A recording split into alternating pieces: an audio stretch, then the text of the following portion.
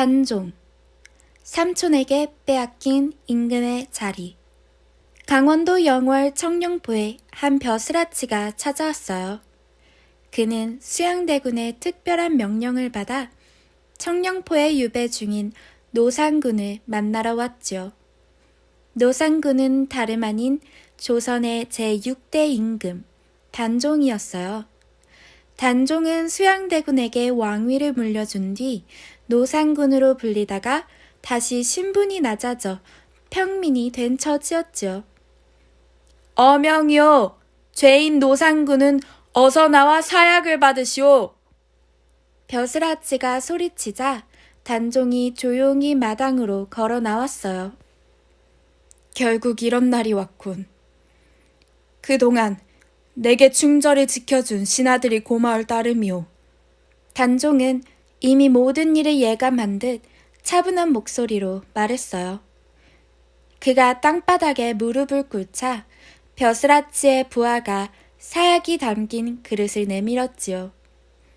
단종은 잠시 먼 산을 바라보며 슬픈 표정을 짓더니 단숨에 사약을 들이키고 죽음을 맞았어요. 그때 그의 나이 겨우 17살, 채 피지도 못한 꽃이 져버렸지요. 도대체 단종은 어떤 이유로 그와 같은 비극적인 최후를 맞이했던 것일까요? 수양대군이라면 단종의 아버지 문종의 첫째 동생인데 왜 조카에게 사약을 내렸던 것일까요? 그 안타까운 사연은 문종이 일찍 승하하던 날부터 시작되었어요. 문종은 숨을 거두며 영의정 황보인과 우의정 김종서, 좌의정 남지 등에게 어린 왕세자를 부탁했지요. 부디 세자를 잘 돌봐주시오. 경들만 믿겠소. 그들은 문종의 뜻을 받들어 세자를 곧 왕위에 올렸어요. 그런데 갑자기 왕위에 오르게 된 단종의 나이가 너무 어린 것이 문제였어요. 그때 단종은 겨우 12살이었지요. 아무리 머리가 총명하고 생각이 깊어도 제대로 임금 노릇을 하기에는 부족함이 있었어요. 전하께서 나이가 어리니까 외국 사신들까지 만만히 보더군. 나란 일을 돌보려면 공부와 더불어 다양한 경험이 중요하잖소. 많은 신하들은 그렇게 어린 임금을 못 믿어왔어요. 조선시대에는 임금의 나이가 어릴 경우 궁중 어른들이 수렴 청정을 하고는 했어요. 즉 왕대비나 대왕대비가 임금을 도와 나랏일을 돌봤던 것이지요. 그런데 단종은 어머니 현덕왕후를 비롯해 할머니까지 일찍 세상을 떠나 그럴 수가 없었어요. 결국 황보인과 김종서 등이 그 역할을 대신했지요. 전하, 신들이 있으니 아무 걱정 말고 일하시옵소서. 단종도 그런 충신들을 진심으로 믿고 따랐어요. 당시 황보인과 김종서 등이 단종을 보필한 방법 중에는 황표정사라는 것이 있었어요. 그들이 임금에 앞서 벼슬 자리에 앉힐 사람을 뽑는 것이었죠. 전하, 저희들이 재능 있고 덕망 높은 인물의 이름에 미리 황색점을 표시해 둘 터이니 그 사람을 선발하시면 되옵니다. 어린 단종은 신하들에 대해 잘 몰라 이 방법이 도움이 됐어요. 하지만 점점 황보인, 김종서 등과 친한 이들만 벼슬을 얻었지요. 그렇게 얼마 지나지 않아 궁궐의 주요 벼슬 자리는 대부분 황보인, 김종서 등과 가까운 사람들의 차지가 됐어요. 거기에 문종의 둘째 동생 안평대군까지 힘을 보탰지요. 경들이 전하를 잘 보필해주니 마음이 든든하오. 하늘에 계신 선왕께서도 기뻐하실 거요.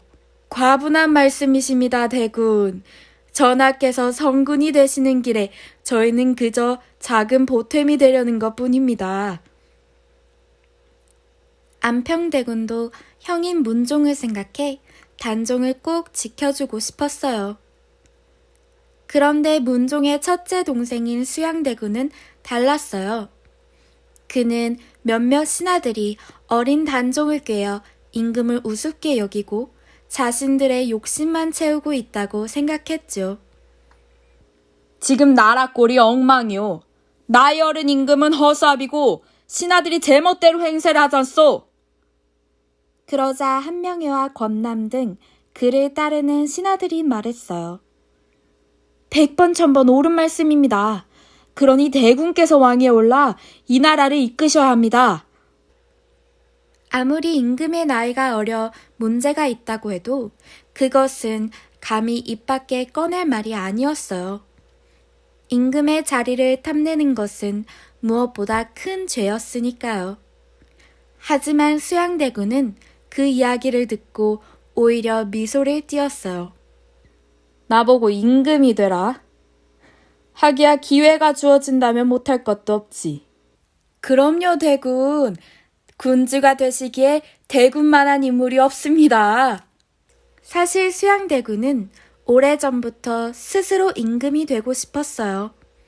그런 참에 그를 따르는 신하들이 부채질을 한 것이었죠. 그날 이후 수양대군은 큰 일을 벌일 기회를 노렸어요. 우선 둘째가라면 서러워할 용맹함으로 호랑이 장군이라고 불리우던 김종서가 첫 번째 제거 대상이었지요. 1453년 어느 가을밤, 드디어 수양대군이 병사를 이끌고 김종서의 집으로 향했어요. 그리고 달빛 아래서 부하를 시켜 그에게 철퇴를 휘둘렀지요. 대군이 어찌 내게... 김종서의 아들마저 아버지를 지키려다 칼에 맞아 죽고 말았어요. 수양대군은 김종서를 살해한 뒤 곧장 단종을 찾아갔어요. 그리고는 시치미를 뗀 채 말했지요. 김종서가 역모를 꾸며 제가 죽였습니다. 황보인을 비롯해 남은 역적들도 처형해야 하옵니다. 그 말에 단종은 까무라치게 놀랐어요. 자기가 따르던 신하들이 그런 짓을 했다고는 믿어지지 않았지요. 아니, 왜 제게 말씀도 하지 않고 우의정을... 그러자 수양대군이 단종의 말문을 가로막으며 소리쳤어요. 워낙 다급한 상황이라 전하께 아래올 시간이 없었사옵니다. 어서 역모를 꾸민 자들부터 찾아 처형하시지요. 수양대군의 고함 소리에 단종은 더 이상 아무 말도 못했어요.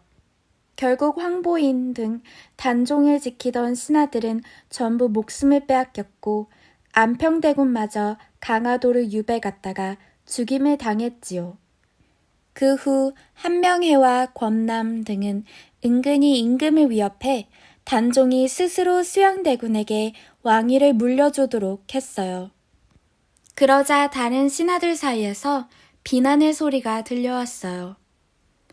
어찌 삼촌이 조카의 왕위를 빼앗는단 말이오? 맞아요. 우리가 힘을 모아 수양대군을 몰아내고 하루빨리 전하의 자리를 되찾아야 합니다. 그러나 그것은 오히려 상황을 더욱 나쁘게 만들었어요. 단종을 다시 왕위에 앉히려는 계획이 발각되자 수양대군은 성산문과 박팽년 등 여러 충신들을 죽였지요. 노상군으로 불리게 된 단종은 청령포로 유배를 보냈고요. 그 후 단종을 다시 왕위에 앉히려는 계획이 한 번 더 있었어요. 이번에는 문종의 다섯째 동생 금성대군이 이를 꾸몄지요. 하지만 또다시 그 계획은 수포로 돌아갔고 수양대군의 분노만 더 커졌어요. 노산대군을 살려두는 한 이런 일이 계속 일어날 것이다. 기양가 있는 노산군에게 사약을 내려라. 바로 그런 이유로 단종은 비극적인 최후를 맞이했던 것이지요.